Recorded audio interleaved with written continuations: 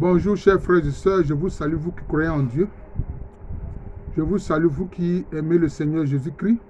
Je constate que la série de vidéos sur l'ouvrage intitulé Les pouvoirs mystérieux de la foi de Jean Guiton et de Jean-Jacques Antier, il n'y a pas beaucoup de vues. Et cela me peine beaucoup. Hein? On vous parle des pouvoirs mystérieux de la foi. Nous sommes dans la période du carême. Hein? Aujourd'hui même, c'est le jour du Seigneur, aujourd'hui dimanche. 20 mars, qu'est-ce que le Seigneur dit? Convertissez-vous.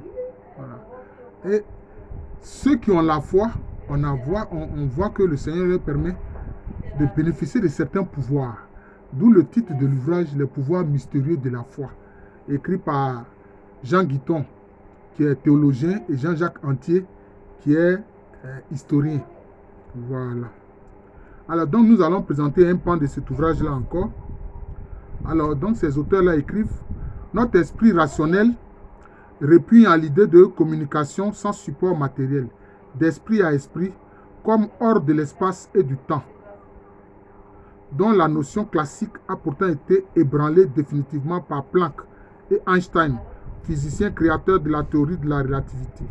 Et pourtant, il suffit pour s'en convaincre d'observer les phénomènes dont sont l'objet non seulement des mystiques, mais encore des adeptes du spiritisme et des médiums, en dehors de tout contexte surnaturel.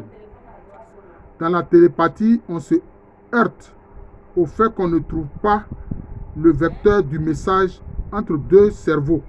Habituellement, le message son et image est porté par une vibration, un train d'ondes sonores et électromagnétiques produit par une énergie. Rien de semblable dans la télépathie. On n'a pas trouvé d'ondes électromagnétiques porteuses ou de vibrations sonores. La communication psychologique ne s'établit pas par des moyens physiques ordinaires. Il ne semble pas y avoir d'émissions corpusculaires, électroniques, dont l'ont démontré les expériences avec écran de plomb, cage de Faraday, etc. Notamment à bord de sous-marins nucléaires en plongée et de capsules spatiales. Le vide transmet les ondes électromagnétiques porteuses de messages. Mais d'ailleurs, il est prouvé qu'en réalité, il n'y a pas de vide. Il n'y a pas de vide. Il y a des particules qui sont tellement petites qu'on a du mal même à les percevoir. Et elles sont dans ce que les gens ont appelé improprement le vide intersidéral. Non, il n'y a pas de vide. Il n'y a pas de vide. Voilà. Moi, je dis que c'est tout à fait normal parce que tout ce qui existe a été créé par la parole de Dieu. Or, la parole de Dieu est vivante. Voilà. C'est nous les hommes qui avons parlé de vide. Non, il n'y a pas de vide. Voilà. Alors, longtemps niée par les scientifiques malgré l'abondance des témoignages, la télépathie a enfin été mise en formule par Einstein, Podolsky et Rosen en 1927. Deux systèmes ayant interagi ou allant interagir ne sont pas séparables, même si entre eux n'existe aucune connexion présente. C'est comme le cas des particules, des particules subatomiques. Elles sont reliées malgré la distance. Broglie le déclara en 1958 incompatible avec l'idée d'espace-temps. Or, le paradoxe EPR gênant étant, EPR, c'est une sorte de paradoxe, était toujours là, impliquant aussi dans le domaine psychique une interférence entre des actes de conscience, si éloignés soient-ils dans le temps et dans l'espace, ce que contestait l'expérience. C'est alors que le physicien français Alain Aspect le démontra en 1882 dans son laboratoire d'Orsay.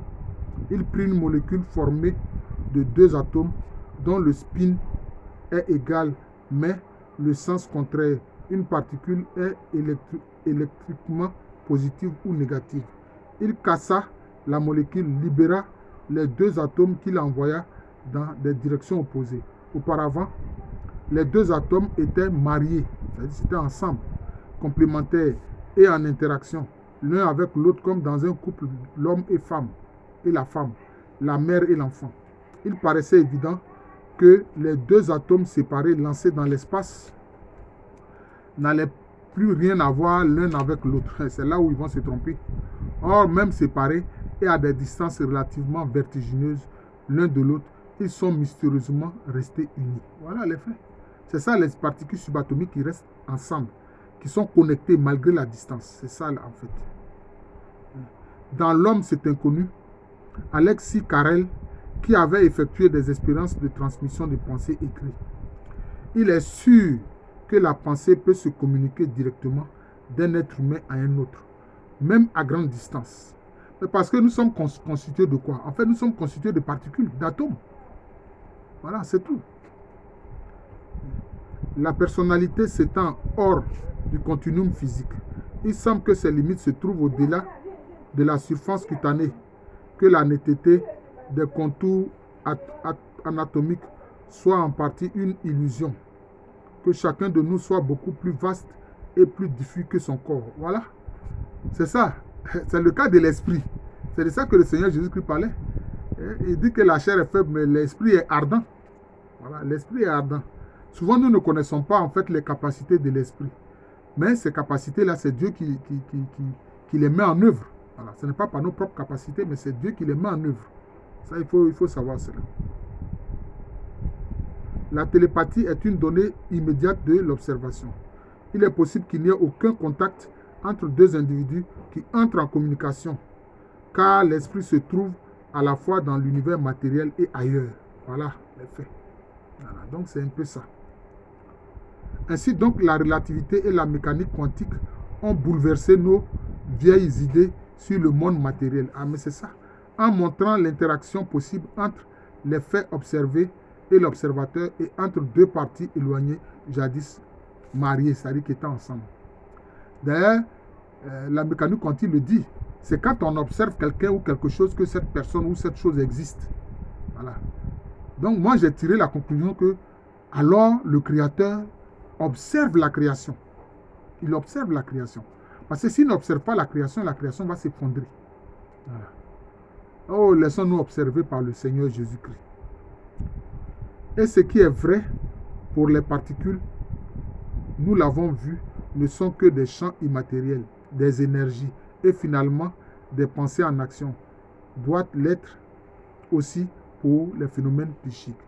Mais c'est ça, en fait, tout est énergie, en fait. Tout est énergie. Tout est énergie. Tout ce qui est dans l'univers est énergie. C'est issu de la parole divine. Tout est énergie, en fait.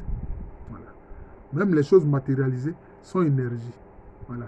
C'est pour ça que quand elles brûlent, elles passent à nouveau à l'énergie. Les choses matérialisées, quand elles brûlent, elles passent au nouveau à l'énergie. Voilà. C'est comme l'eau. L'eau liquide, bon, une fois qu'on met ça sous le feu, ben, ça devient l'eau gazeuse et puis ça monte.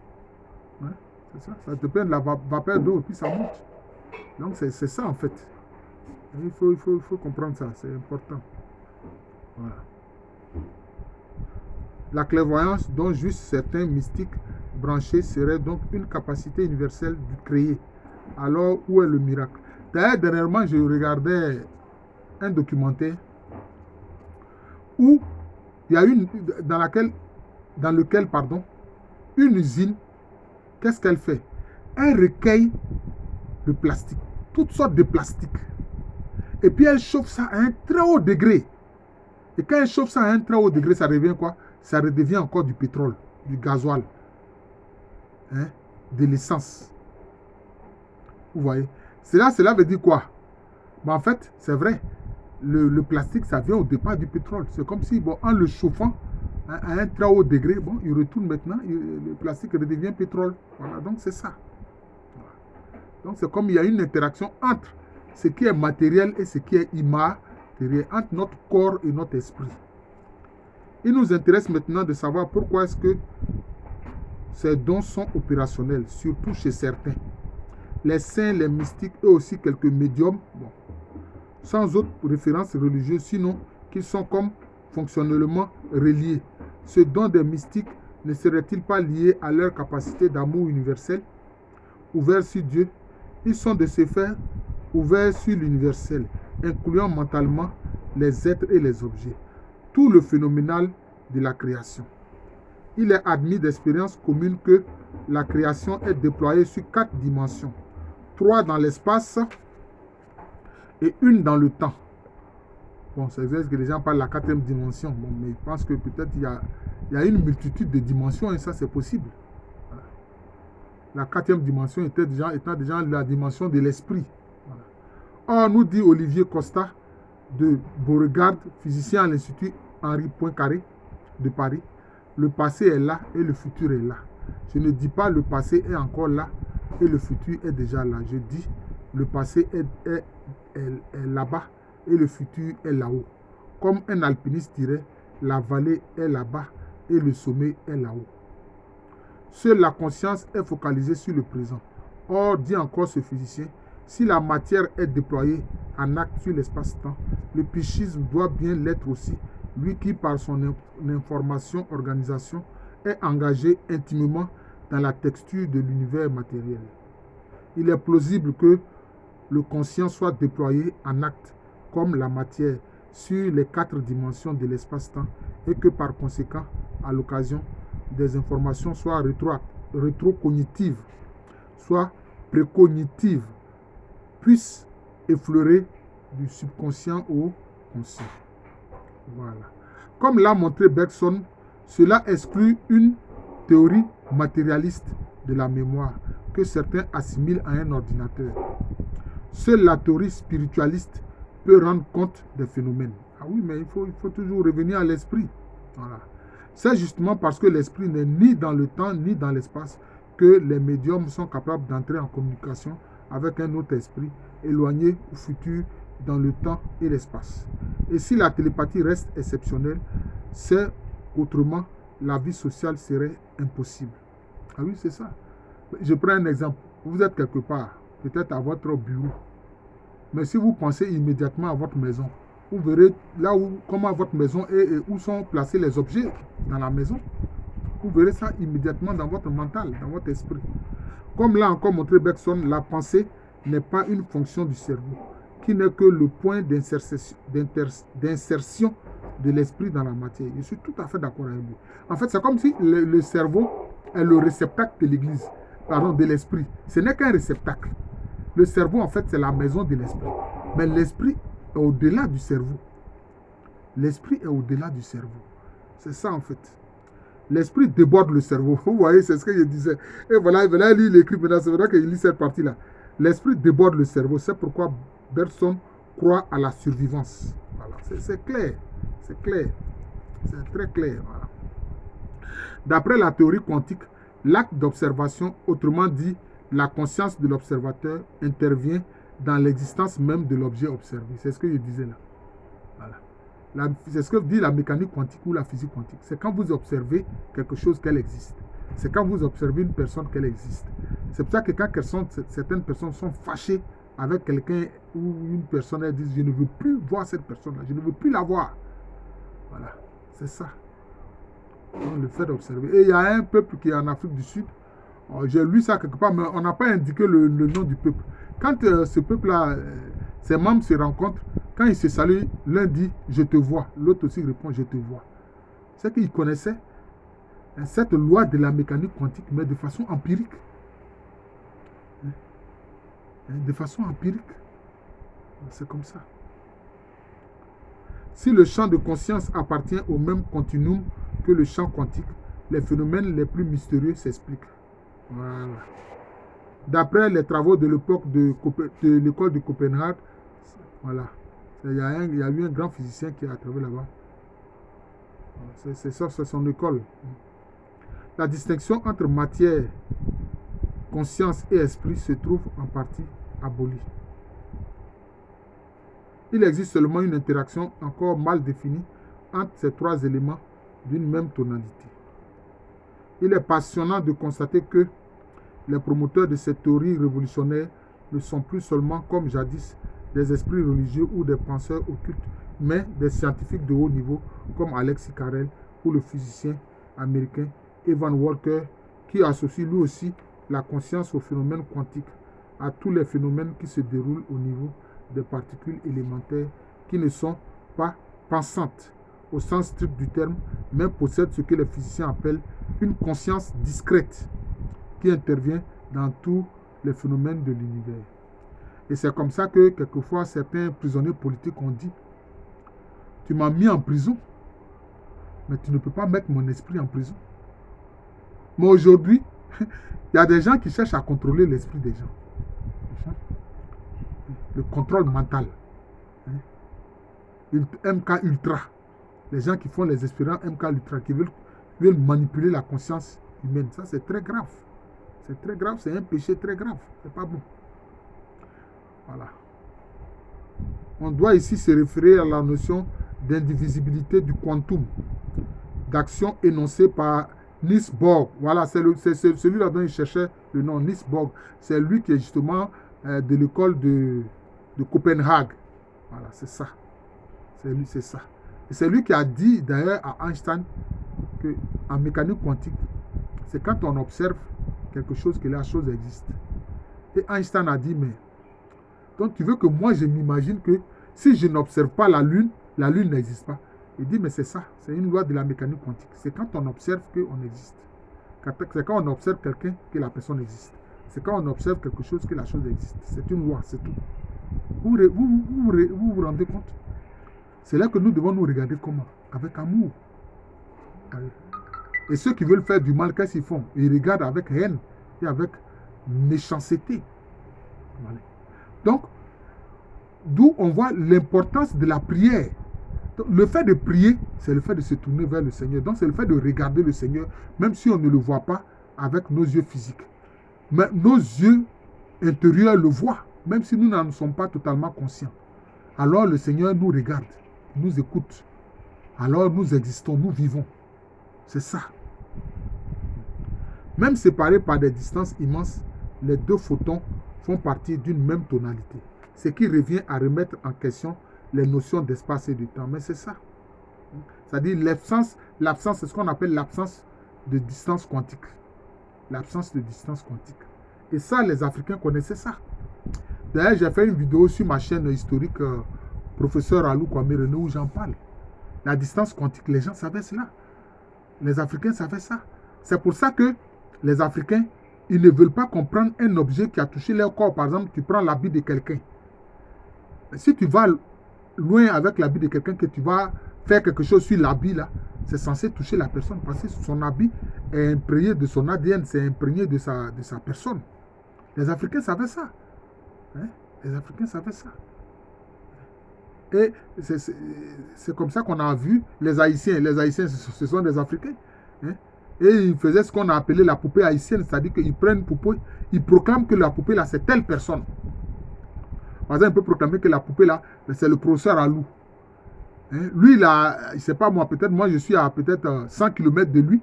Lui proclame que la poupée là, c'est moi. Et puis il prend une aiguille pour piquer la poupée. Et il est censé que si ça pique la poupée, ça va me piquer. Vous voyez. Même si je suis à 100 km, je vais sentir une piqûre. C'est ça. L'absence de distance quantique. C'est ça. C'est une loi. C'est ça.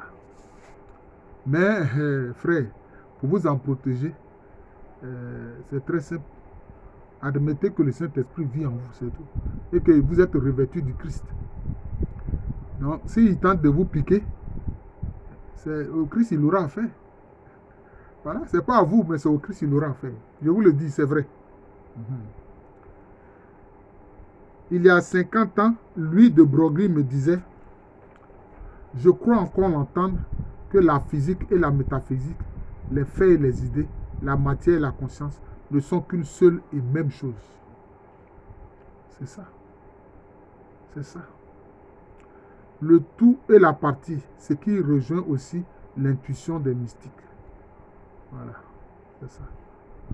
C'est ça. Et c'est ça qui a abouti à l'ADN, la quête de l'ADN. C'est ça.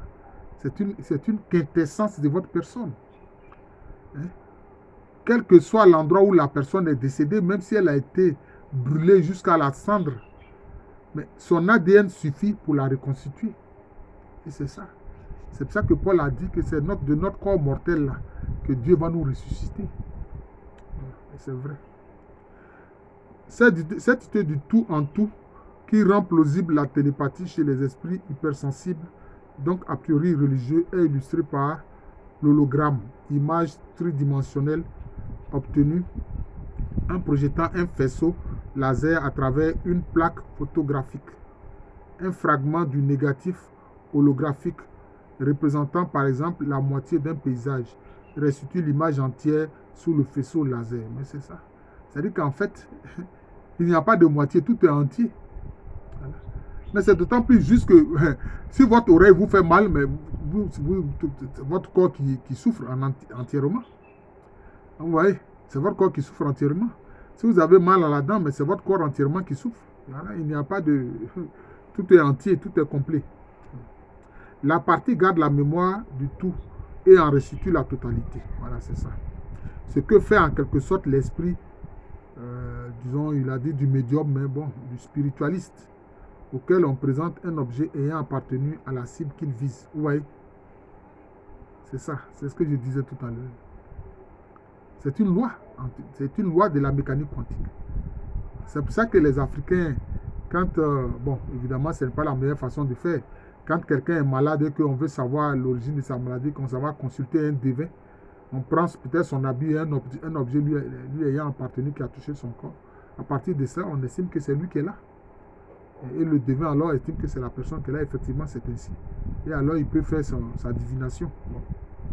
Mais pour nous les chrétiens, ce n'est pas la meilleure chose à faire. Le Seigneur jusqu'à dit que de demander au Saint-Esprit tout ce que nous voulons savoir, le Saint-Esprit nous le dira. C'est tout. Ce qui éclaire singulièrement les paroles de la Bible. Dieu a créé l'homme à son image. Voilà. Maintenant, Jésus-Christ, il le éclaire à sa ressemblance. Voilà. Parce qu'il y a une différence entre l'image et la ressemblance. L'image, c'est la graine, la ressemblance, c'est l'arbre. En fait, je ne crois pas que nous ayons été créés à l'image de Dieu. Nous sommes l'image même de Dieu. Bon, ça, c'est une affirmation. Mais nous avons été créés. Nous avons été créés. Que nous disions que nous avons été créés à l'image de Dieu, que nous sommes l'image de Dieu, c'est la même chose. Et comme la plaque holographique contient le tout dans chaque partie, chaque homme est l'image de la totalité divine. Mais on doit passer de l'image à la ressemblance. Voilà. Pouvoir dire comme Saint Paul, ce n'est plus moi qui vis, c'est Christ qui vit en moi. Et puisque nous sommes créés par la parole de Dieu, nous sommes, disons, des morceaux choisis de la parole de Dieu. Voilà, je vous remercie. Voilà, donc je vais continuer la dernière phrase. Ainsi se trouve aussi expliqué le mystère de la prière, qui ne serait autre qu'une communication télépathique avec Dieu notre Père. Vous avez entendu? C'est ce que je disais. D'où l'importance de la prière, auquel nous sommes fondamentalement, quantiquement reliés, puisque étant son image. Mais encore mieux, étant sa ressemblance en Jésus-Christ. Étant aussi semblable à l'esprit. Notre esprit est semblable à l'esprit. Pour pouvoir souffler là où il veut, là où le Saint-Esprit l'amène. Je vous remercie. J'espère que vous allez regarder vraiment cette... qui va avoir beaucoup de vues. Il faut qu'il y ait beaucoup de vues sur cet ouvrage-là. Hein. Regardez. Les pouvoirs mystérieux de la foi. Les pouvoirs mystérieux de la foi. Jean Guiton et Jean-Jacques Antier. Voilà, c'est important. Le prochain chapitre va concerner le discernement des esprits. Voilà. Je vous remercie. Je suis le frère Jean de l'amour de Jésus. C'est mon nom spirituel. Et à l'état civil, je suis le professeur Alou Kwame Rémy. Merci encore et bonne journée à tous.